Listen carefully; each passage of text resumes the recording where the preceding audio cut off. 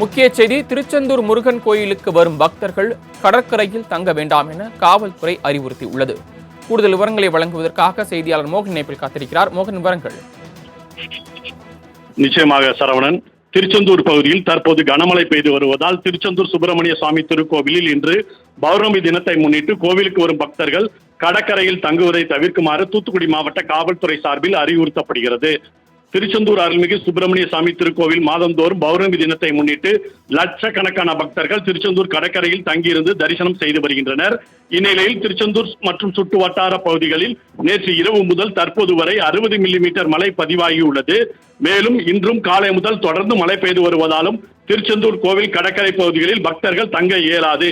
எனவே திருச்செந்தூர் சுப்பிரமணிய சுவாமி திருக்கோவிலில் இன்று பௌர்ணமி தினத்தை முன்னிட்டு கோவிலுக்கு வரும் பக்தர்கள் கடற்கரையில் தங்குவதை தவிர்க்குமாறு தூத்துக்குடி மாவட்ட காவல்துறை சார்பில் அறிவுறுத்தப்பட்டுள்ளது. சரவணன்.